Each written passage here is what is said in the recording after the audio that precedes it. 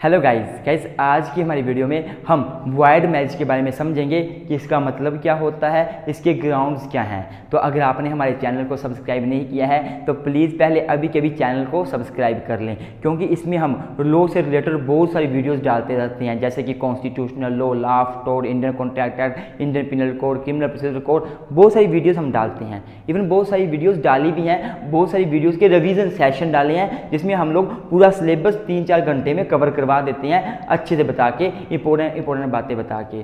तो आप हमारे चैनल को सब्सक्राइब कर लें। और इसके साथ साथ हमने अपना नया ब्लॉगिंग चैनल शुरू किया है, ब्लॉग विद ट्विंस के नाम से, इसको भी आप सब्सक्राइब कर लें। इसमें हम लोग डेली लाइफ के ब्लॉग्स डालते रहते हैं। और अगर आप हमें फाइनेंशियली मदद करना चाहते हैं, हमारी वीडियोज़ आपको हेल्पफुल होती हैं, तो हमें कॉन्ट्रीब्यूट करना ना भूलें। हमारे गूगल पे, फ़ोनपे या पेटीएम नंबर ये मैं लिख रहा हूँ, इसमें आप हमें अपना कंट्रीब्यूट कर सकते हैं। तो इसी के साथ आज की वीडियो को शुरू करते हैं।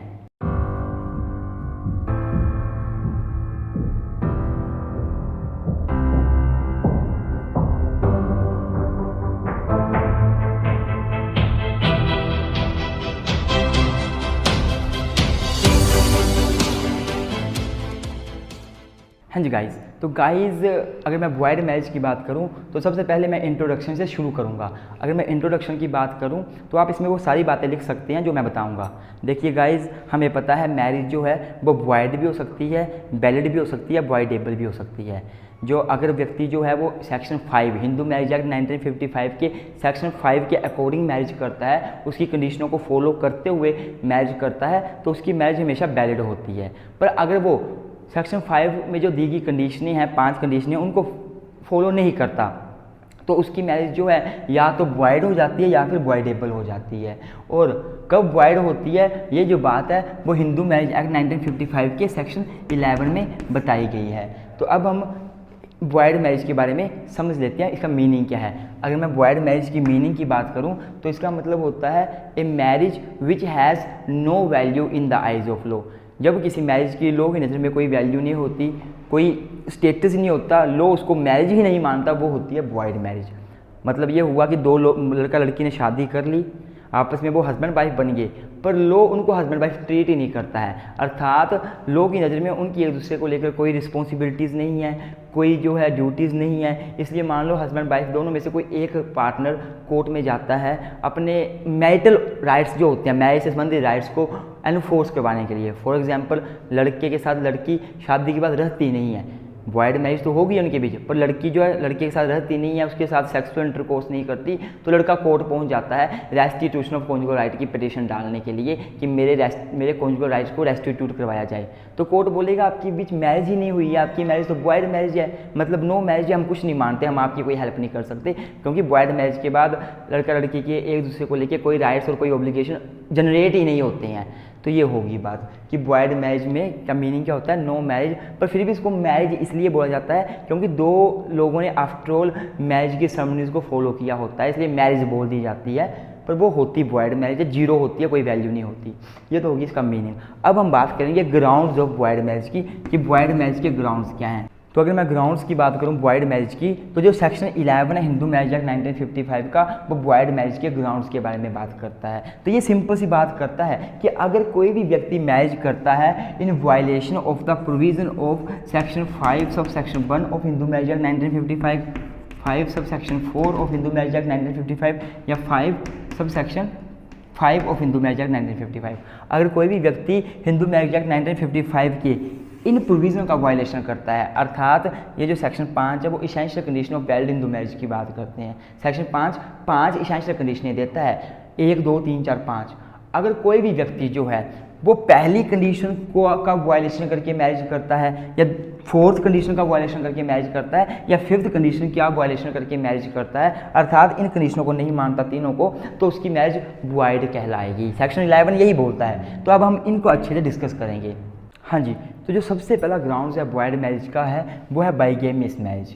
आपको पता है कि हिंदू मैरिज एक्ट 1955 का सेक्शन 5 जो है वो 5 इसेंशियल कंडीशन देता है वैलिड हिंदू मैरिज की। तो सबसे पहली कंडीशन क्या है कि बंदा जो है वो ऑलरेडी मैरिड नहीं होना चाहिए, अगर वो शादी करना चाहता है तो अगर क्या होता है, एक व्यक्ति जो है वो ऑलरेडी मैरिड है, उसकी शादी हो रखी है फिर भी वो दूसरी शादी कर लेता है, तो दूसरी शादी को बाइगेमियस मैरिज माना जाएगा। अर्थात अगर कोई व्यक्ति सेक्शन 5 सब सेक्शन 1 के प्रोविज़न को वायलेट करके मैरिज करता है तो उसकी जो दूसरी मैरिज होगी वो बाइगेमियस मैरिज मानी जाएगी और वो वॉइड मानी जाएगी। इफेक्ट क्या होगा बाइगेमियस मैरिज का कि वो वॉइड होगी। और जो व्यक्ति ऐसे दूसरी मैरिज कर रहा है उसको आईपीसी के सेक्शन 494 और 495 के अंडर सज़ा हो सकती है, बाइगेमी के लिए पनिश किया जा सकता है। इसके साथ साथ जो हिंदू मैरिज एक्ट का सेक्शन 17 है वो भी बात करता है पनिशमेंट फॉर बाइगेमी कि अगर आप कोई बंदा बाइगेमी करता है तो उसको पनिशमेंट होगी। पनिशमेंट क्या होगी? जो आईपीसी के अंडर दे रखी है वही पनिशमेंट होगी।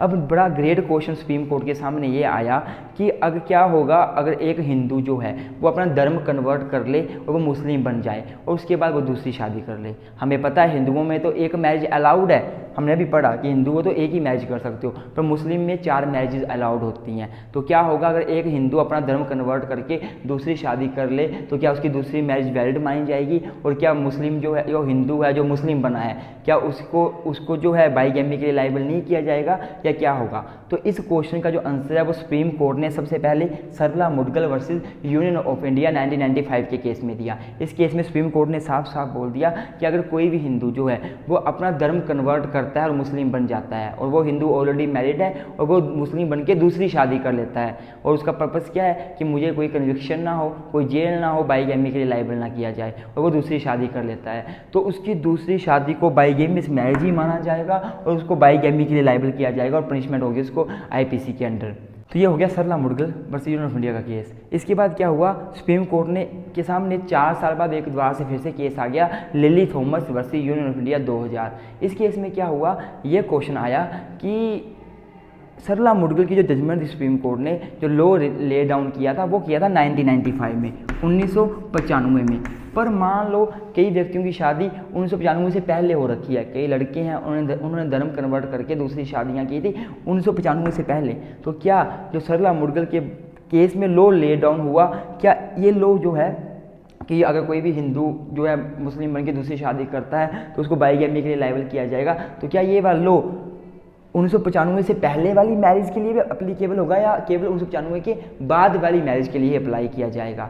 तो हुआ क्या था, लिली थॉमस वाले केस में एक व्यक्ति था उसने 1992 में मैरिज की थी। ऐसे वो हिंदू था, धर्म कन्वर्ट किया, मुस्लिम बना, दूसरी मैरिज कर ली 1992 में। तो उसने केस फाइल किया कि सरला मुदगल वाली जजमेंट जो है वो मेरे ऊपर अप्लाई नहीं हो सकती क्योंकि लॉ जो है वो हमेशा प्रोस्पेक्टिव चलता है, रेट्रोस्पेक्टिव नहीं चलता। तो मेरे को क्यों पनिश किया जाएगा? क्रिमिनल लॉ तो हमेशा प्रोस्पेक्टिव होता है, रेट्रोस्पेक्टिव होता है नहीं। रेट्रोस्पेक्टिव मतलब पीछे से नहीं अप्लाई हो सकता।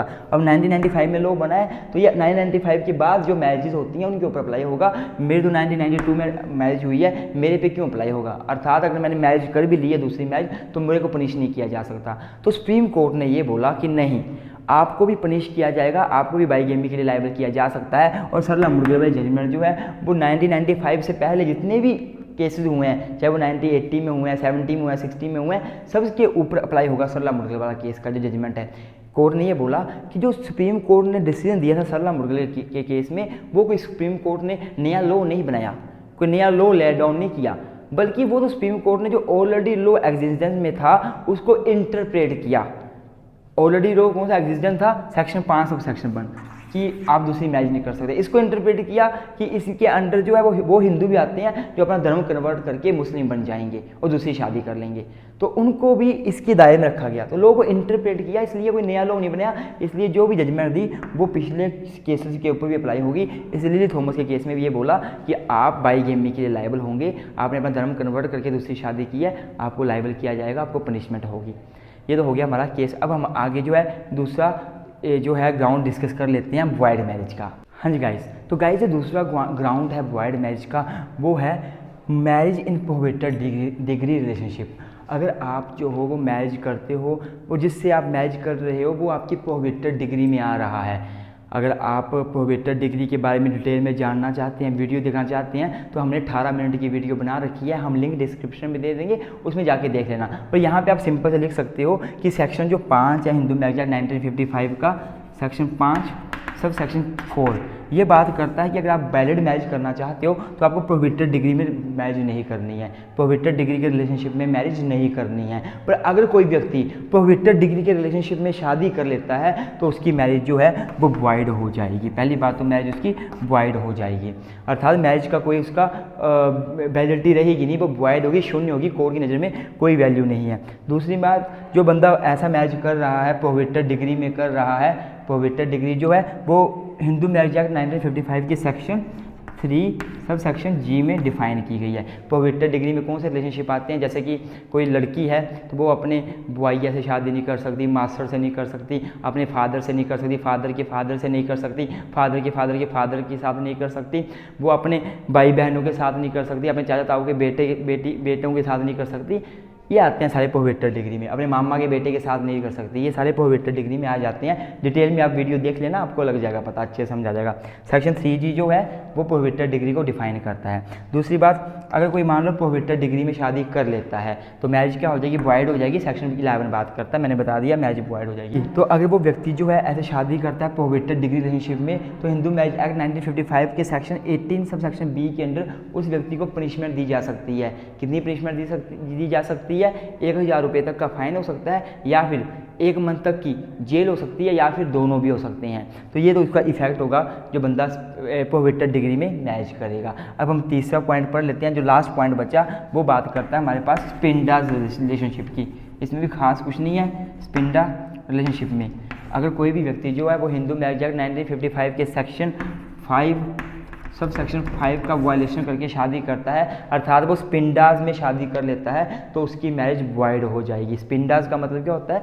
सेम पिंडा। मान लो 2 लड़का लड़की शादी करना चाहते हैं पर जो उनके पूर्वज हैं, एंसेस्ट्रल हैं, वो सेम आ रहे हैं, तो वो आपस में शादी नहीं कर सकते। अगर करते हैं तो सेक्शन 11 बोलता है वो मैरिज वॉइड हो जाएगी, 0 हो जाएगी। दूसरी बात जो है वो जो स्पिंडाज रिलेशनशिप है वो हिंदू मैरिज एक्ट 1955 के सेक्शन 3 सब सेक्शन F में डिफाइन कर रखा है। यहाँ बोल रखा है कि अगर कोई भी बंदा, जब स्पिंडल रिलेशनशिप हम ट्रेस करेंगे तो माँ की तरफ, मदर की तरफ हम 3 जनरेशन को ऐड करते हैं, देखते हैं, और फादर की तरफ हम 5 जनरेशन को देखते हैं। माँ की तरफ हम लोग 3 जनरेशन देंगे। मान लो एक बंदा P है, वो शादी करना चाहता है, तो स्पिंडल रिलेशनशिप कहाँ जाएगा? उसकी मदर और मदर की मदर, ये 3 जनरेशन बन गई। इसको हम इंक्लूड करते हैं साथ में, 3 जनरेशन बन गई।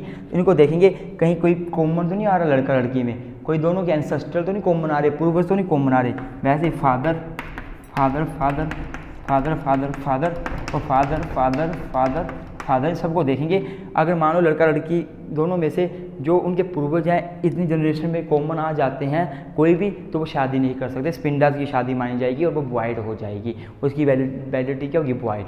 और अगर स्पिंडल रिलेशनशिप में शादी कर ली जाती है तो हिंदू मैरिज एक्ट 1955 का सेक्शन 18 सब सेक्शन B जो है वो उसको पनिश करता है बंदे को जो ऐसी मैरिज करते हैं। पनिशमेंट क्या दी जाएगी? 1,000 रुपये तक का फाइन हो सकता है, या फिर 1 मंथ तक की जेल हो सकती है, या फिर दोनों भी हो सकते हैं।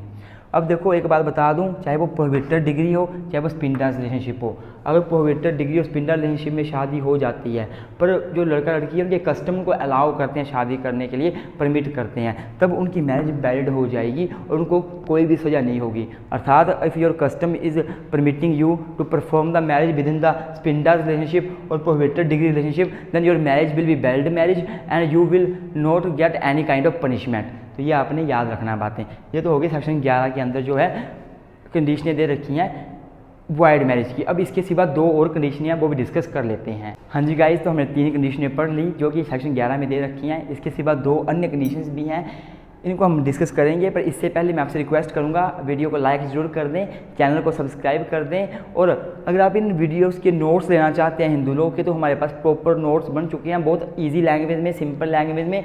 हमें आप मैसेज करें, हमारे व्हाट्सएप पे आपको नोट्स मिल जाएंगे, पर इसके लिए आपको कुछ अमाउंट पे करना पड़ेगा, तभी आपको नोट्स मिल पाएंगे। तो अब हम चौथा पॉइंट पढ़ लेते हैं वॉइड मैरिज का। तो अगर कोई भी व्यक्ति जब मैरिज करता है, जब लड़का लड़की मैरिज करने जा रहे हैं, तो हिंदू मैरिज एक्ट 1955 का सेक्शन 7 बोलता है कि दोनों पार्टी में से, हस्बैंड या वाइफ, दोनों में से किसी एक पार्टनर, जो एक पार्टनर है उसकी फैमिली की जो मैरिज को लेकर इसेंशियल सर्मनीज़ हैं उसको फॉलो करना पड़ेगा। अर्थात सेक्शन 7 बोलता है दोनों में से किसी एक पार्टी की जो मैरिज को लेकर इसेंशियल सर्मनीज़ हैं उनको फॉलो करो, तभी आपकी मैरिज वैलिड होगी। पर मान लो दो लड़का लड़की मैरिज करते हैं और अपनी वो कोई इसेंशियल सर्मनीज़ को फॉलो नहीं करते मैरिज को लेके, तो उनकी मैरिज क्या वॉइड बन जाएगी, उसकी मैरिज वैलिड नहीं मानी जाएगी। जैसे कि मान लो एक लड़का लड़की हैं वो मंदिर में जाते हैं, एक दूसरे के गले में माला डालते हैं और वापस आ जाते हैं और बोलते हैं हमने शादी कर ली, फिर बोलते हैं हमारी इंटेंशन हस्बैंड वाइफ की तरह है, हम एक दूसरे को हस्बैंड वाइफ ट्रीट करते हैं, तो वो कोई मैरिज नहीं मानी जाएगी, वो वॉइड मैरिज मानी जाएगी, वो मैरिज वॉइड होगी। इसलिए अगर आप इसेंशियल सर्मनीज़ को फॉलो किए बिना मैरिज को करते हैं वो मैरिज आपकी वॉइड मानी जाएगी। जैसे मान लो एक हिंदू और एक सिख शादी करते हैं, हिंदू जो है वो भी हिंदू मैरिज एक्ट 1955 से गवर्न होता है, सिख भी हिंदू मैरिज एक्ट 1955 से गवर्न होता है, दोनों शादी करते हैं। हिंदुओं में इसेंशियल सर्मनीज़ क्या है, 7 फेरे लेने, लेकिन सिखों में अलग हो सकती है, में भी 4 फेरे लेना होती है। तो आप चाहे 7 फेरे लेके मैरिज करो या 4 लेके करो, पर करो किसी एक ही सर्मनीज़ को फॉलो करो। अगर आप एक भी सर्मनीज़ फॉलो नहीं करते किसी पार्टीज़ की तो आपकी मैरिज वॉइड हो जाएगी। सेक्शन 7 इसेंशियल सर्मनीज़ की बात करता है, तो बहुत सारे केसेस में कोर्ट ने बोला हुआ है कि मैरिज वॉइड हो जाएगी अगर आप इसेंशियल कंडीशन नहीं फॉलो करते। इस केस में इलाहाबाद हाई कोर्ट ने कहा था कि अगर कोई भी लड़का लड़की आपस में शादी करते हैं लेकिन वो अपनी शादी की इसेंशियल सर्मनीज़ को, रिचुअल्स को फॉलो नहीं करते, किसी एक पार्टी की भी फॉलो नहीं करते, तो होगा क्या, तो उनकी मैरिज जो है वो वैलिड नहीं हो सकती, मैरिज उनकी वॉइड ही मानी जाएगी, अर्थात no value in the eyes of law. अब अगला कंडीशन है वो है violation of provision of section 15 of Hindu Marriage Act. Section 15 बोलता है कि कब जो पार्टीज़ हैं मैरिज की उनका भी डाइवोर्स हो गया तो कब वो दोबारा से मैरिज कर सकती हैं, when the divorce person can remarry. ये 15 बताता है कि कब डाइवोर्स पार्टीज जो है दोबारा से मैरिज कर सकती हैं। वहाँ बताया गया है कि डाइवोर्स के बाद कब वो दूसरी शादी कर सकती है, तो इमीडिएटली डाइवोर्स होने के बाद दूसरी शादी नहीं कर सकते, उनको कुछ वेट करना पड़ेगा। जैसे कि मान लो 2 बंदों का डाइवोर्स हुआ, लड़का लड़की का, लड़का डाइवोर्स चाहता था और लड़का जीत गया डिस्ट्रिक्ट कोर्ट में, लड़के के फेवर में केस आ गया, अब लड़का दूसरी शादी करना चाहता है तो वो इमीडिएटली शादी नहीं कर सकता डिग्री आने के बाद, उसको पहले वेट करना पड़ेगा। वेट क्या करना पड़ेगा, पहले ये देखना पड़ेगा दूसरी जो वाइफ है उसने कहीं हाई कोर्ट में अपील तो नहीं की है, क्या उसका राइट टू अपील एक्सपायर हो गया है, 90 दिन का राइट होता है अपील करने का, क्या वो एक्सपायर हो गया है, क्या उसने अपील कर दी, क्या वो अपील करने के बाद उसकी जो अपील थी क्या वो डिसमिस होगी। मतलब ये हुआ कि लड़के को वेट करना पड़ेगा। पहली बात तो कि दूसरी लड़की अपील तो नहीं कर रही है, अगर वो अपील कर देती है तो लड़का दूसरी मैरिज नहीं कर सकता, वेट करना पड़ेगा हाई कोर्ट के डिसीजन का। और मान लो उस लड़की की अपील की जो की वो डिसमिस होगी तो लड़का कर सकता है। मतलब बोलने का 15 में ये बातें बोल रखी हैं, when the divorce person can remarry. तो जो 15 में बोली हैं बातें वो फॉलो करनी पड़ेंगी। अगर कोई बंदा जो है वो 15 की कंडीशनों को फॉलो नहीं करता, जैसे कि एक लड़का एक लड़की है उनके बीच डिवोर्स हो गया और लड़का जो है जीत गया केस और लड़के इमीडिएटली दूसरी शादी कर ली अगले दिन ही, तो उसकी दूसरी मैरिज वॉइड मैरिज मानी जाएगी, वो वैलिड नहीं मानी जाएगी, बाई गेम इस मैरिज ही मानी जाएगी। क्योंकि क्या पता हाई कोर्ट जो लड़के के फेवर में केस दे दे तो क्या होगा, फिर तो डिस्प्यूट पैदा हो जाएगा। इसलिए जो लड़का होगा उसकी दूसरी मैरिज वॉइड मानी जाएगी, वो वैलिड नहीं मानी जाएगी। तो अगर सेक्शन 15 हिंदू मैरिज एक्ट 1955 के कंडीशन को फॉलो किए बिना मैरिज की जाती है वो भी वॉइड मानी जाती है। आई होप वीडियो अच्छी लगी है। देखो कितना पसीना पड़ रखा है, गर्मी बहुत है, मतलब कितना थक गया हूँ मैं वीडियो बनाते बनाते गर्मी में। तो प्लीज़ चैनल को सब्सक्राइब कर दें, वीडियो को लाइक कर दें, अपने दोस्तों के साथ शेयर करें, और अगर नोट्स चाहते हो तो नोट्स के लिए व्हाट्सएप पे मैसेज कर दें, मिल जाएंगे। मिलते हैं नई वीडियो में। Thank you so much.